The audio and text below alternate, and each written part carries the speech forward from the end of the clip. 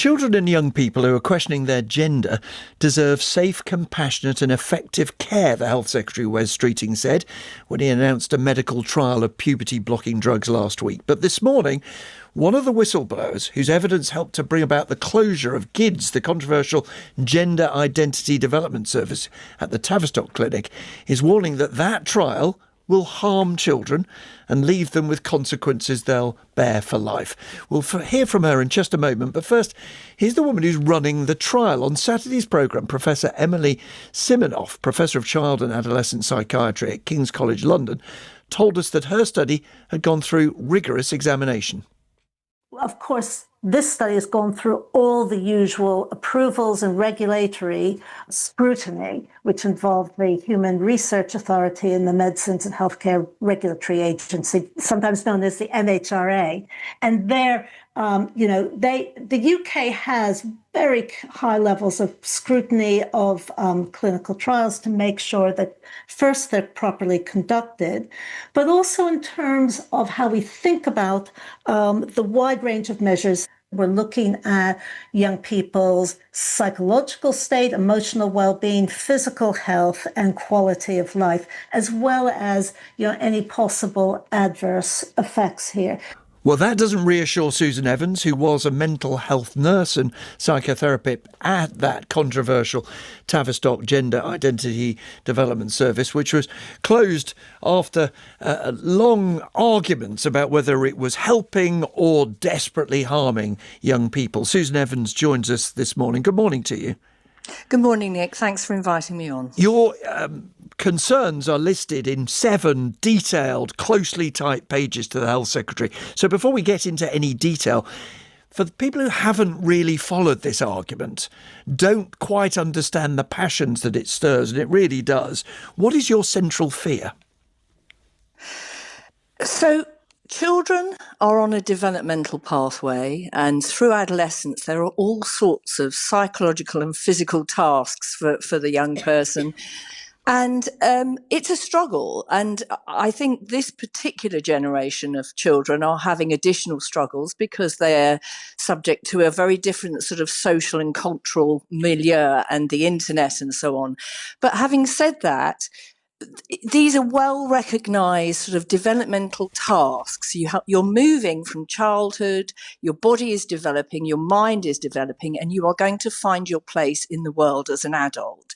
And the problem with blocking puberty with a child who is struggling or distressed about their identity is that you interfere with a very normal, natural process. And it's a required process for that developmental task. Now, what Hilary Cass says, Cass, of course, did the review that closed that clinic that you came to believe was harming children. She says, and I quote, because we asked her for an up-to-date statement on this, there are clinicians, there are children and families who believe passionately in the beneficial effects of these drugs. And given that there's been an overall ban, that's me paraphrasing then, she then goes on to say, and I quote, a trial is the only way forward to make sense of this. Are you arguing that there should be no puberty-blocking drugs, no trial of them at all? So we had a trial, and that was at the GIDS Tavistock that I raised the concerns about.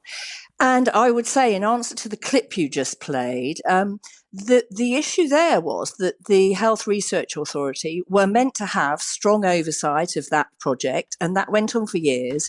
And GIDS even increased the age range of those children right down to sort of a 10-year-old at Tanner Stage 2.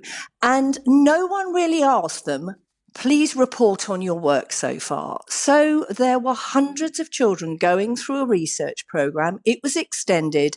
And this so-called, National Health Research Authority didn't ask or persist with asking for their results. And they did not actually print any results and make them public until we took them to the Kirabel. Let me see if I've got this clear. Are you saying that you simply don't trust the authorities that are overseeing this, the HRA and the MHRA, or are you saying, look, just in principle, I'm against ever trialling these puberty-blocking drugs because I think blocking puberty harms children irreparably? Which is it? It's both, Nick, because if you look at the history of the last 10 years or so, and it was beginning to happen even when I was at GIDS in 2004, there is activism within the NHS, and unfortunately it silences debate. And Cass highlighted this in her review. The problem is those children were not followed up then. They were then prevented by the adult clinics in the NHS from being allowed to see what has happened to those children. And somehow that's all filtered away. I believe the Tavistock got about £1 million to do that research work.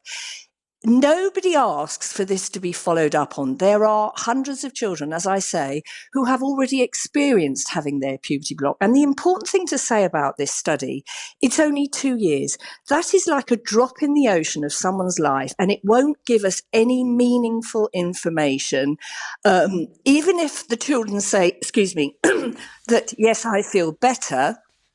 Of course, if they're struggling with their adolescence and everything that's throwing at them, and their identity is feeling fragile and their distress feels unbearable, they will believe that the drugs will help them feel better, and they might well do. But what you do is you interfere with the task of development. You interfere with the child learning that psychologically they might come to like themselves. They might be able to accept themselves. Forgive me, we're out of time now, I'm afraid, but I think you made your case very, very clearly there.